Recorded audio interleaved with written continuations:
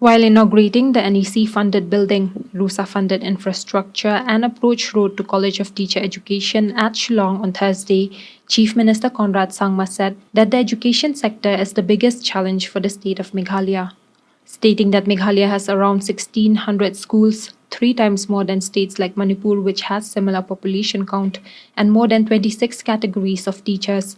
The Chief Minister said that improvement cannot be done in just a few months or years, but it should move in a systematic manner. He also informed that cess collected from minerals, around Rs 60 crores per year, is being used to improve infrastructure of schools. You're aware that education has been one of the top priorities for us. And when I say that, I know that a lot of people expect that, everything should change in a matter of years or months. But the education sector in itself is one of the biggest challenges, I should say, for the state of Meghalaya. Because the kind of systems that are existing right now, the kind of lack in infrastructure that we have, the kind of lack in training that we have, the kind of different categories of numbers of teachers. We have more than 26 categories of teachers in our state right now. And we have almost close to more than about 16,000 schools as we speak and colleges right now, whereas compared to our state of Meghalaya, like a state like Manipur, which is equally in terms of population and area, they have close to about 4,000-5,000 schools. So we have almost 3 times more schools than other states which have the similar population like ours. Have just 25% of the number of schools and institutes. So clearly shows the kind of challenges that are there, and these cannot be changed in one day. These require efforts to be made and systematic efforts, because there are people who are engaged in this, livelihoods are affected in this, huge financial implications are there, set systems which need to be then changed needs to be done. These things cannot be done in one swift blow. It requires us to systematically move and change things, and that's the reason why education is very, very complicated sector for us in our state. But our government's endeavor has been to see how we could improve on that.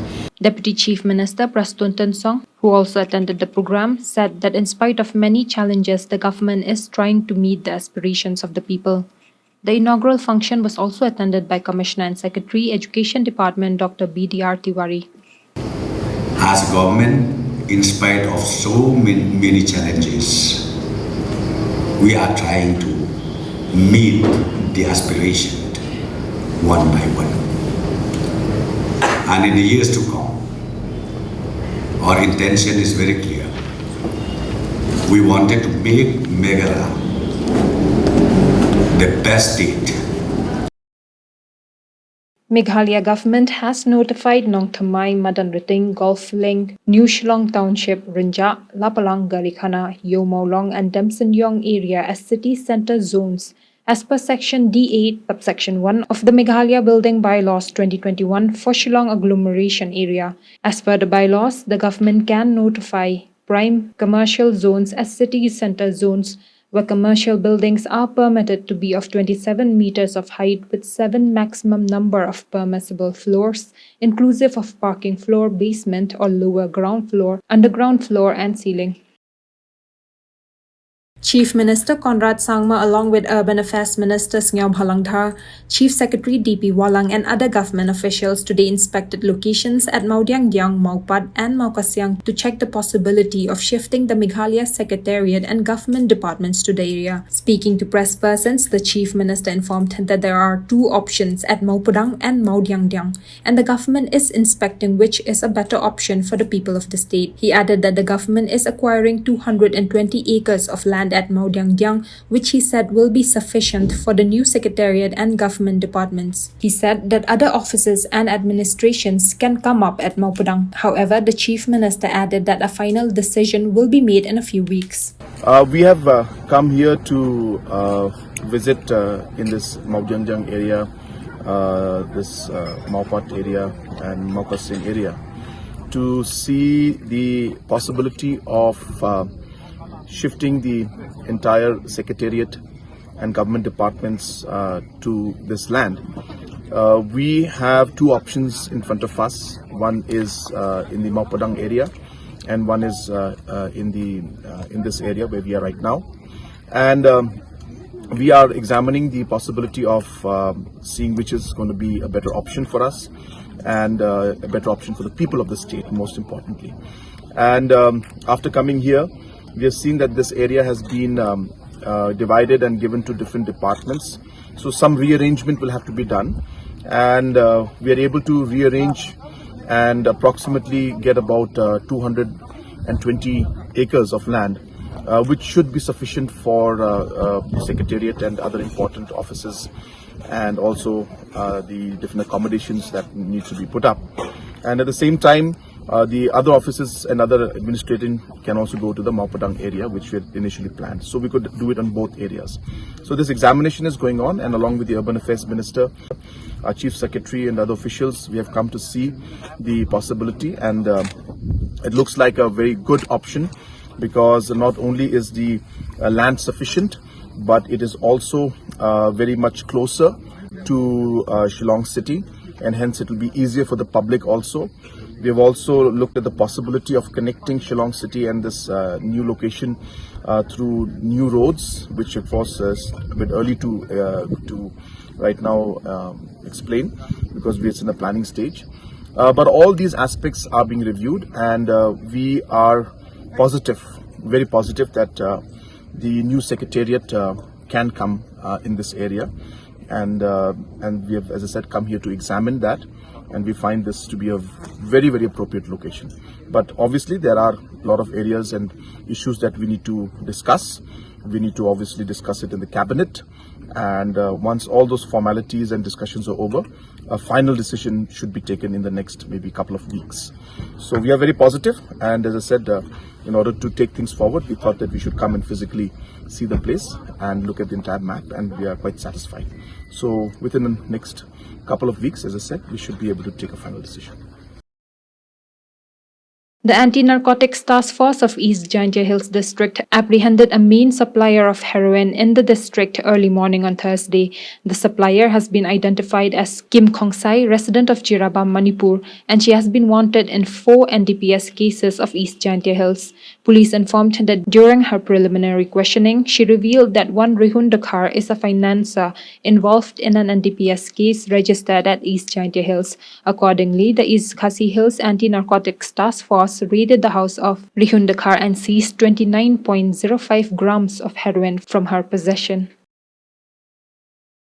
Responding to a query regarding the tear gas used at protesting teachers, earlier this month in Shillong, Chief Minister Conrad Sangma said that he doesn't condone any form of violence, but added that the police and officials were concerned of the occurrence of an untoward incident and therefore used tear gas to disperse the crowd.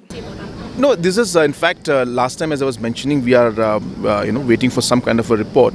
But one has to see 2-3 things. Of course, I am a person who is not in favor of violence in any situations. I think in the last 4.5 years, you must have seen that, and therefore I always any issue that is being there, I believe that always dialogue is the best way to move forward, and that's the reason I myself also always meet everybody.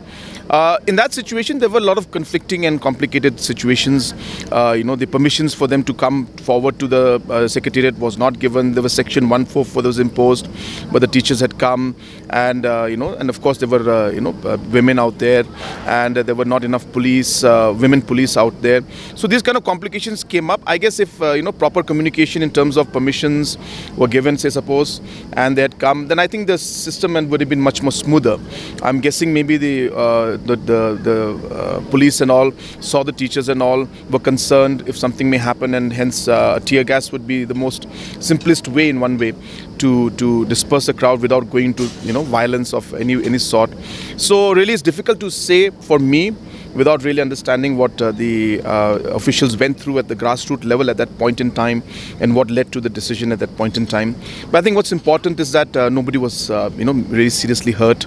What's important is that these things happened, and we have taken a report and everything from everybody, and more importantly, the issues that we're trying to address. We have tried to explain to everybody about the issues that were there. So we're trying to find out ways and means in which we can explain to everybody. We have also mentioned that we may be able to give some relief in terms of the age condonation at certain point in time. All these mentions have been done, points have been mentioned by the Education Minister himself. So it's a complicated issue, but let's see how we'll move forward in that. On a query regarding the delay in the disbursement of scholarships to students for the year 2021-2022, Chief Minister Conrad Sangma today said that the government should start disbursing the scholarships by next week. But as far as I know, last time I was told that I think within the next 4-5 days or maybe maximum week's time, I think the process will be done. So we should be clearing it soon. I don't know the details right now, but I heard the officials telling me that I think it was about 2 days back, that maximum in about a week's time. So I expect maybe by next week they'll start dispersing it.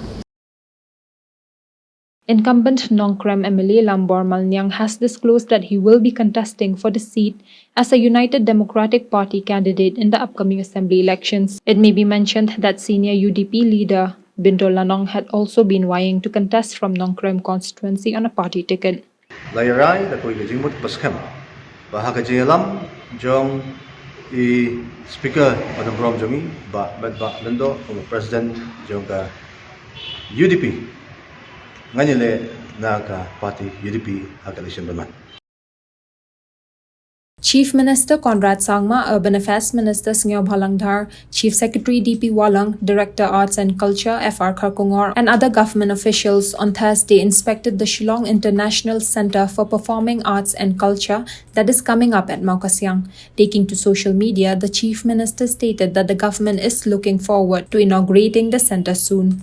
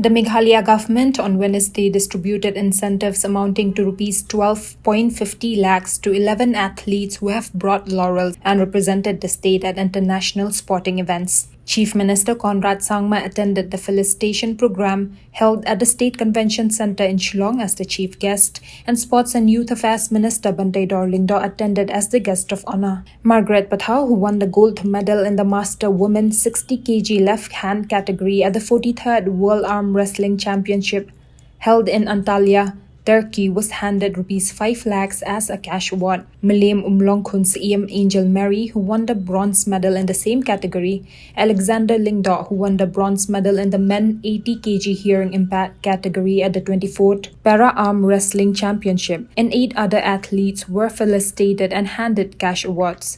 Speaking to reporters after, Chief Minister Conrad Sangma said that the cash award for medalists has significantly increased after the state youth policy was implemented in 2019. He added that the government is open to giving more incentives to athletes who bring laurels to the state. Citation and mementos from Mala Association. Congratulations, Alexander, for your achievement. Citation and mementos from Mala. Congratulations,